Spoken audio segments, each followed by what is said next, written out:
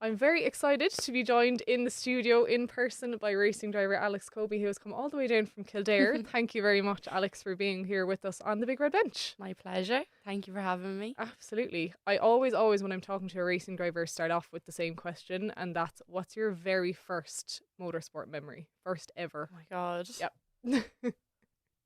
I think I can just about remember the first time, and that was when I was 6. Okay, pretty But good. I can, like remember little bits. We were in Boy in Meath, and I remember just sitting in the car, and then I remember stopping, like halfway through the track. I just stopped, and I remember they ran over to me, and they're like, "Just keep going, just keep going." And I was like, "Okay, I got this. It'll be fine." I think I crashed the first time. I went straight into the tires. But I didn't give up. I kept going. Absolutely. Well, you're still here, so it's absolutely fine. Dad was like, just keep going. Yeah, be fine. just keep going. It's a good life lesson. I know you said you're joining us from Kildare, but technically you're joining us from the US because you've just come back from 9 weeks in the States with Random Vandals Racing. I'm dying to hear about how this actually came about. How did this opportunity first happen?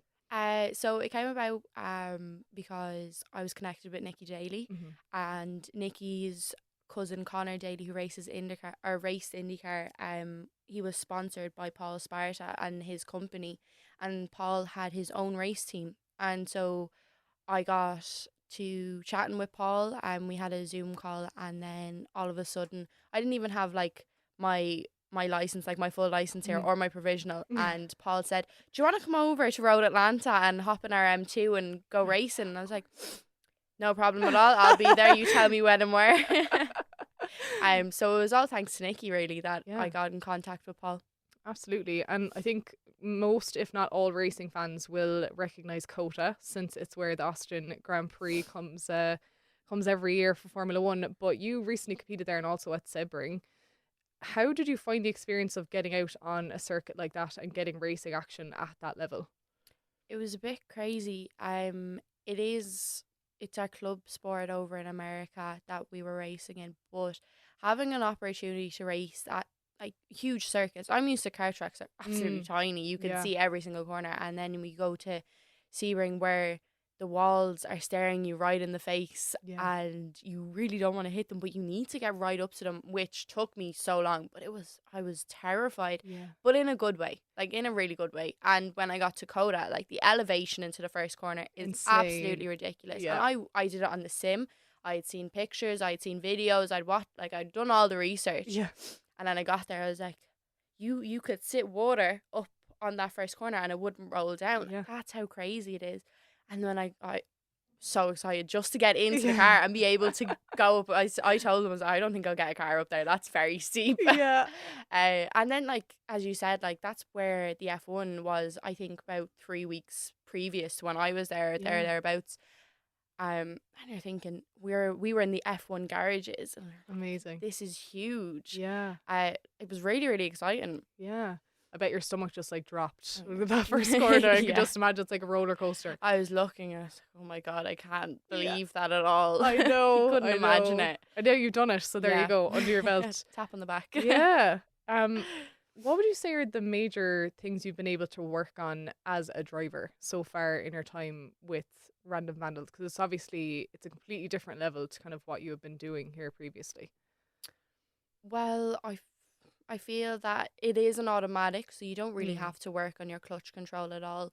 I'm kind of learning but this is like with anyone starting in cars, is you need to learn all the different technical phrases to be able to give feedback. You also need to work on, when you need to get up a gear, when you need to get down a gear, you need to kind of listen out for the revs as well.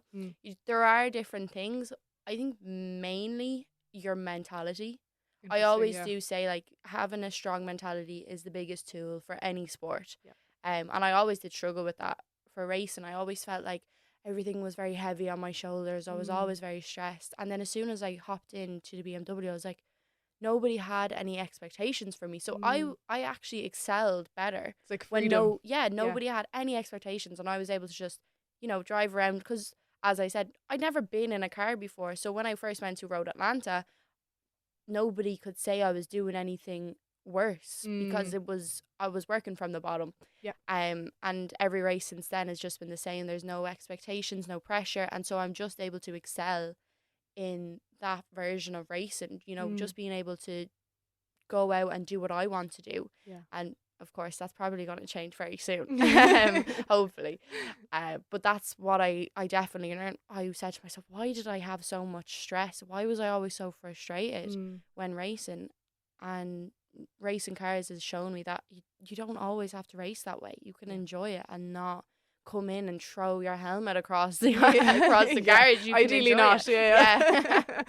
No, I think the technical point that you mentioned is really important, because I know that at pretty much every level, if you're working with a team, you know, mechanics, people on data, engineers, everything like that, it's really hard for them to work with someone who doesn't know what they're talking about. You know what I mean? They come in with these kind of vague descriptions or expecting someone else to be able to fix any problem. But it's great that you pointed that out, because I think even just having a basic knowledge of what every person in the garage is doing and how they're impacting you then out on track is so important for even just the relationships within the team. Yeah, I feel like a driver coach is very important. So when I went to Atlanta, my first driver coach was Brian Sellers, who had come from karting, which was very handy because I was able to just speak to him on how I related the two. Yes. And he was able to then, you know, transfer it over to the engineers and kind of explain to them what I was feeling. And then when I went to CODA for the first time at the Rafa shootout, I was working with a coach who had done karting as well. Nice. So it is quite good that way, when it's always a case where the person you're working with has probably come from karting if they are a racing driver, because that's usually where people start. So I didn't struggle too much on that end. Now I moved over there and I work in the shop with the guys. So I am slowly trying to work up my feedback just based on looking at the cars and what they're doing, and they explain to me why they're doing these things, and so that gives me a bit more knowledge on my vocabulary and different stuff like that. Absolutely. And you mentioned Rafa there. You were chosen as one of only 9 female drivers worldwide to take part in that shootout that you mentioned. How did that actually come about? Like, how do you even get chosen for that opportunity? It was very random. So Tara Strong, who runs Motorsport Woman, messaged me. I was in Road Atlanta, so I was basically only in America for a week. Wow. And I got a message off Tara, and it was basically, hey. And I was like, hi. Hello. I'd never met Tara or spoken to her before, and she said, do you want to come to a shootout? And I said, what's a shootout? We don't have them here. So I was like, what does she mean? Yeah. And then so we basically spoke a bit more about it. She was like, we're going to CODA. I was like, no, we're not. And she said, no, we're going to be going to CODA, and you're going to race in a Porsche. And I go, no, I'm not. Just total disbelief about you're everything. Joking. Yeah. Like, I really, really did not believe her. And I had watched Gemma and Rafa just on social media. I've never met them before. And so when she said it was going to be with Rafa, I had just recently seen some posts, and I was like, that's weird. You know how that kind of thing the happens? Universe is like, yeah. I was like, I literally just seen that guy on my Instagram. So it was very weird. But that's how it came about, and I was very happy and like honored to be chosen, as you said, one of 9 in the world. Yeah. And I was with a bunch of girls I'd never met before, and they were so lovely. I think we were all as nervous as each other, you know, coming into being used to hanging around with a bunch of guys and then having to live with a bunch of girls for a week was very scary for me. But me and all the girls got on pretty well. I think even with Rafa and his people, like, we all got on like a family. Towards the end of the week, we were all quite sad leaving each other. Like, I still keep in contact with some of the girls and Rafa and Tara, because I can't let go of them. Like, the relationship that we all built was nothing like I'd ever done before in such a short space of time. Rafa's guys are unreal. Like, they're such nice people, where you could just click with them straight away, which really helped me. I do struggle with anxiety and stuff like that, so I was very anxious. I didn't know anyone. I was going on my own, and their family just basically took me in and made me feel so comfortable. Amazing. So it was huge relief. but I had an absolutely amazing time. Yeah. What do you think is the key thing in your toolbox as a driver? I know you mentioned mentality obviously is huge, but as far as, your ability to get up to speed really quickly, I think it's fair to say that that's something that you do really well. You kind of just come in and you're just like, okay, let's do it. What are the driving skills that you rely on the most to kind of get you there? Oh, I think just consistency. Mm. So you need to, every time you go out, you need to look back on what you did right and what you did wrong and what you can work on, and honesty as well.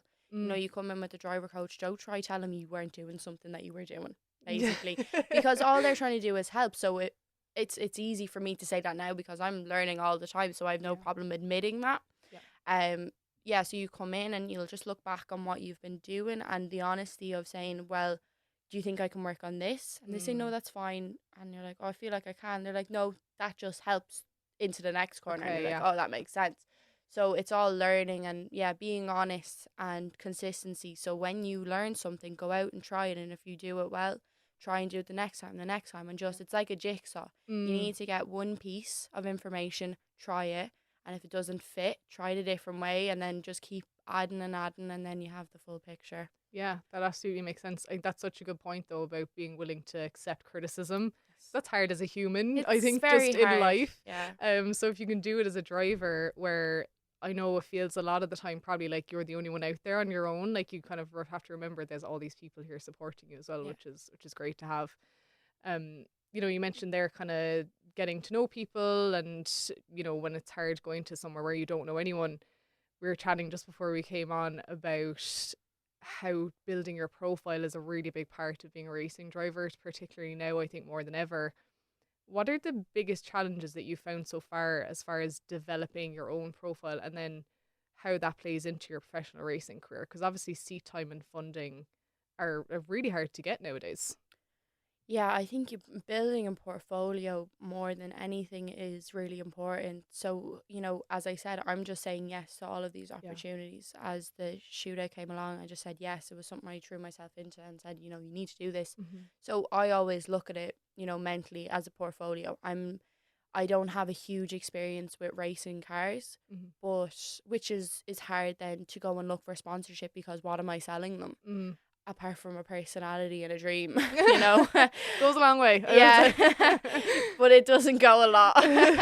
So I always say, you need to build your portfolio. So say you did this, do this and do this, and just do little bits that you can add and say, I've done this and I can try doing this. And that's kind of where you need to sell yourself, is I'm willing to try anything to get where I want to be. And at the moment, that social media is a huge thing, especially for sponsors. So, as much as I hated it, I was like, why do I need to be a social person? I was like, why can't I just sit in the car with my helmet on? And they're like, no, you need to do a bit of social media. I was like, I hate social media. I hate speaking. I hate listening to my own voice. I hate looking at my own face on social media. I absolutely hate it. But the older I got and the more people I actually got to meet, I was like, oh, I can actually talk about myself confidently. So why can't I just do it online? And so I started to do that, and that reels people in, because you're giving them a story, you're giving them a personality that they want to invest in. And so at the moment for next year, I'm as everyone is, trying to find a bit of sponsorship, and what I have to do is sell them a personality, sell them what I want to do and what I can do for them. And it's hard, especially as an Irish person, as I said earlier on. I find Irish people cannot ask for stuff. They're very held back, very reserved. I could never do it. I can never go and ask someone for something. I think there's a little bit of pride in there as well, where you're like, I'd hate to ask people to help me, I know, but it's what you need to do, and it's something that I'm also learning. There's two sides to this argument. I think I struggle with it sometimes, because I try and cover a lot of women in motorsport, and that's kind of on track and off the track. And sometimes I wonder whether it's better to lean on the fact that you are a young woman in motorsport, or whether it's better to just let the racing speak for itself. Yeah. Where do you sit on that? Because when you're the driver and you're the one trying to sell it, like, how does that feel for you? Like, is there a friction there? There's so much conflict in that Yeah. conversation. It's ridiculous. I will always say, and in any situation, will always tell people, don't put me down as a female driver. I want to be as equal as possible. Yeah. I would hate to get an award as best female. Now, listen, I like awards. If you're going to give it to me, that's fine. But I wouldn't, like, if it was between getting an award of being best female and being best racing driver, you're going to want to be a best racing driver. I hate the divide. Now, it's very fresh, and more women are now coming into the sport, so hopefully down the line we're not going to see that divide. It's going to be a very equal surface, and that's only something that we can work on. But yeah, you do lean on that a little bit when you're a racing driver. People do find it more appealing when you're different. You're an individual kind of personality because you're young, you're a girl, you're very fresh to the sport, but you also, even with sponsors, you have more options for sponsors, like makeup brands, jewelry brands, like you have all of these feminine ways to get money to bring into your race, and people love that, and people love that face. And yes, it's what I said is I don't want that to be the only reason people look at me is because I'm a female. Like, going over to America, everyone's saying to me, you're gonna excel, you're Irish, you're female. And I was like, Irish, yeah, of course, everyone loves the Irish, but the female, but I was like, I don't really want everyone to like me or support me just because I'm a female. Like, I just want to be known for how I race a car. Yeah. And, you know, I'm happy because that's what the team sees me as. Nobody kind of, you know, puts me to the corner and says, well, Alyx is allowed to do it because she's a girl, or she's not allowed to do it because she's a girl. Like, they include me 24/7. Like, that's great though. Yeah. And America is very like that. I don't think people really single you out or view you in a different way. Well, listen, I've only been there for 9 weeks, so I'm hoping that's how You've it is. had a really positive experience. Yes. Yeah. But yeah, I mean, it's a hard subject to talk about. Yeah, it is really tough. Speaking of Irish women in motorsport, we sadly saw the passing of course, Rosemary Smith recently, and I think it's putting it as an understatement to say that she was hugely important to the racing community as a whole, not just women in motorsport.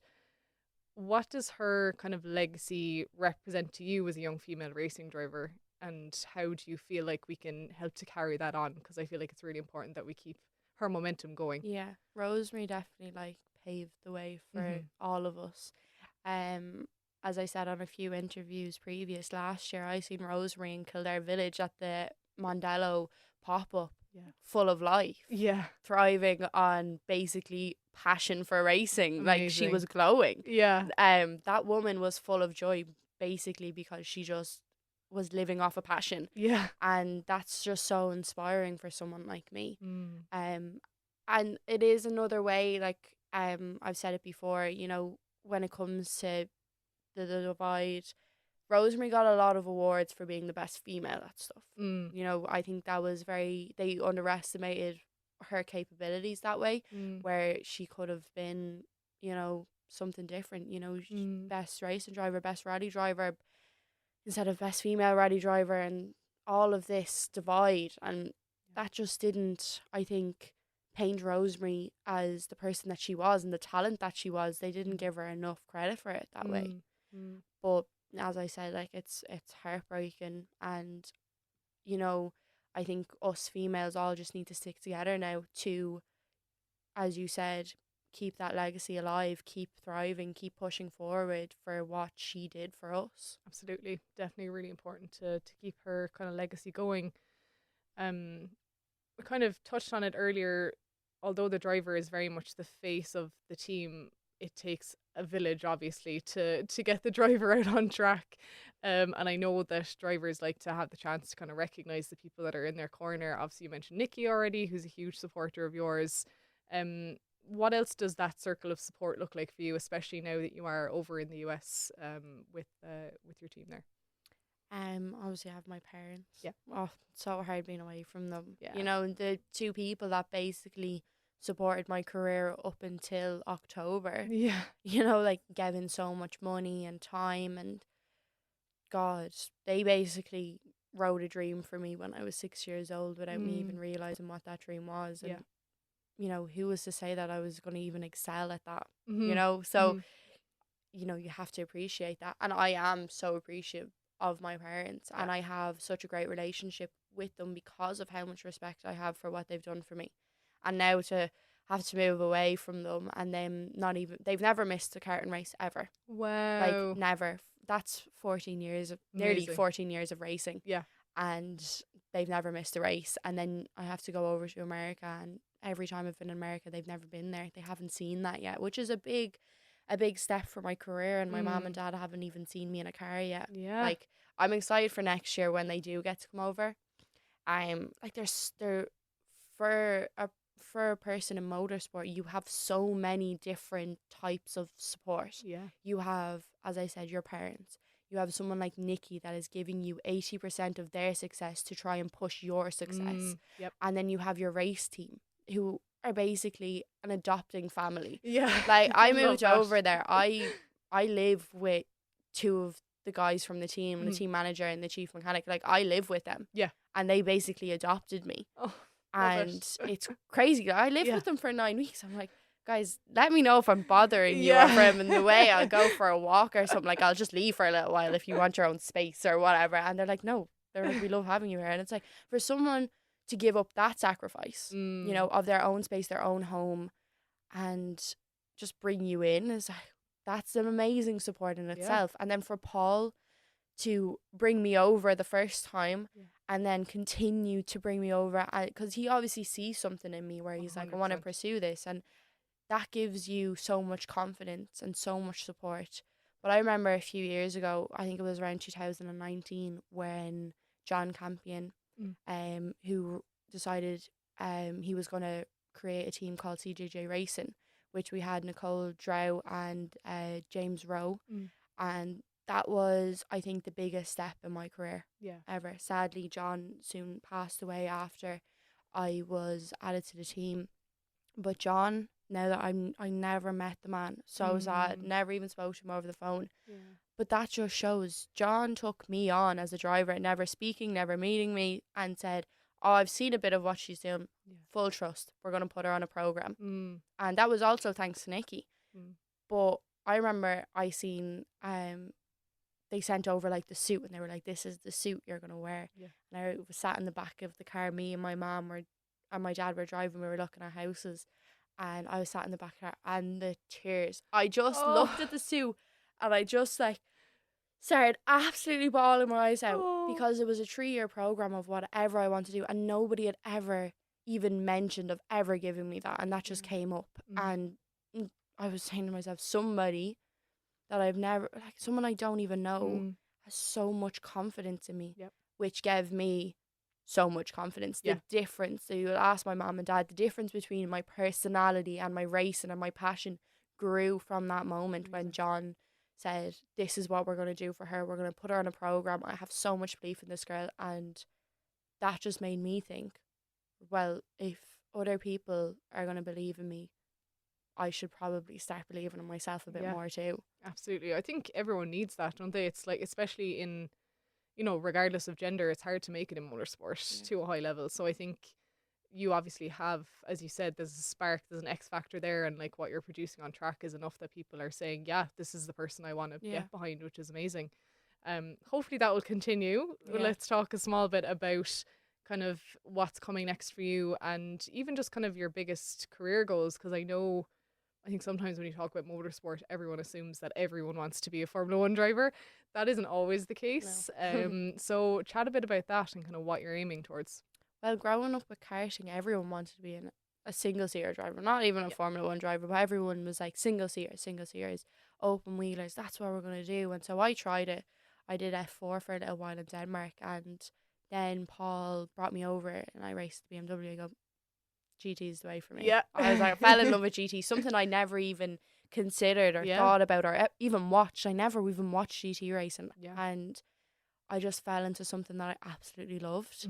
And so, I was like, when I was a kid, I want to be an F1 driver. I want to be an open wheel driver. Like, that's what I want to do. And then all of a sudden now, it's like, hold on a minute, that's not what I want to do. I want to be racing Aston Martins, Mercedes. Like, I want to be driving all of these cars on circuits that also, you know, the F1 drivers do race on. Yep. But that's what I want to do. I want to be not, you know, very different, but I want to be a little bit different from the rest of the kids that grew up in karting. I want to kind of excel in something different.